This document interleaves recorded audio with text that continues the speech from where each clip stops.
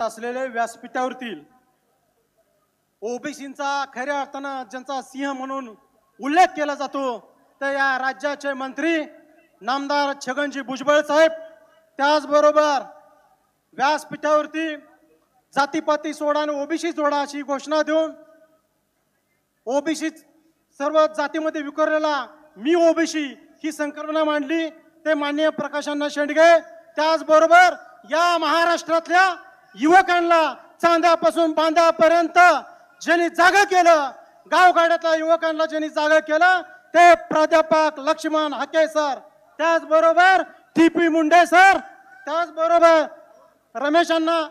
रमेश भाऊ शेंडगे। वेळेच्या मर्यादेमुळे मला पाठीमागून सांगितलंय नाव घेऊ नका। सन्मान्य व्यासपीठ आणि माझ्याबरोबर ज्यांनी गेल्या अनेक दिवसापासून काम केलं ते सर्व संयोजक कमिटी आणि उपस्थितीत सन्मान्य व्यासपीठ आणि वेळ प्रसंगी रक्त सांडू वेळ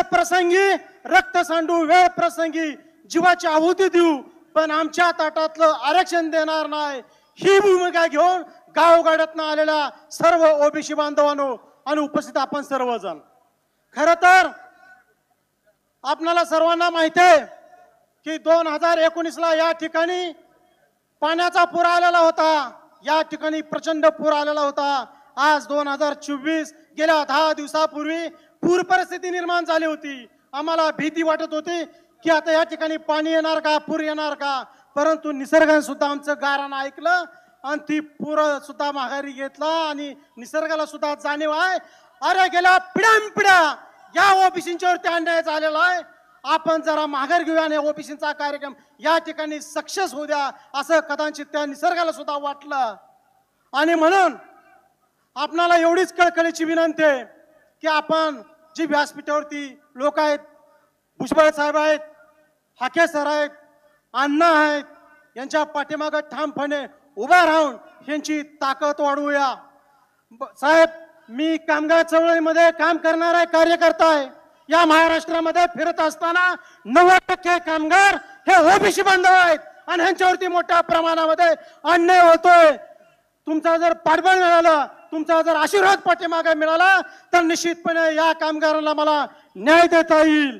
एवढंच या ठिकाणी बोलतो आणि आलेल्या ओबीसी बांधवांना एक आव्हान करायचं आहे मला, अरे आपण एक आई बापाच्या पोटी जन्म घेऊन जर आपला बांध पोकारला तर आपण भावाच्या जीवावरती उठतो। आज आपलं भविष्य पोकारणाऱ्या ह्या औलादींना तुम्ही सोडणार का, हा माझा महाराष्ट्रातल्या ओबीसींना संताप्त सवाल आहे। म्हणून आपण एकजुटीने ताकदीने उभं राहूया। आपली ही ताकद दाखवण्याची वेळ आहे। आयुष्यामध्ये फुकट काय मिळत नाही, आयुष्यामध्ये फुकट दोनच गोष्टी मिळतात, एक गुलामगिरी आणि एक गरिबी। आणि गरिबी आणि गुलामगिरी उकळून टाकायची असेल तर मोठ्या ताकदीनं आणि शक्तीनं आपण सर्वांनी एकत्र येऊया एवढं या ठिकाणी आव्हान करतो।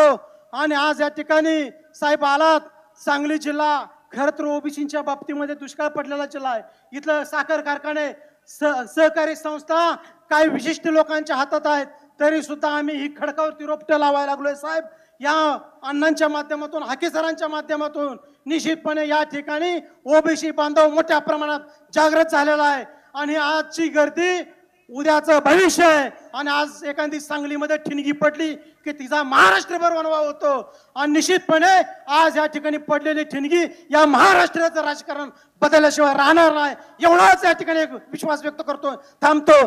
जय हिंद, जय महाराष्ट्र, जय ओबीसी। धन्यवाद माननीय हरी।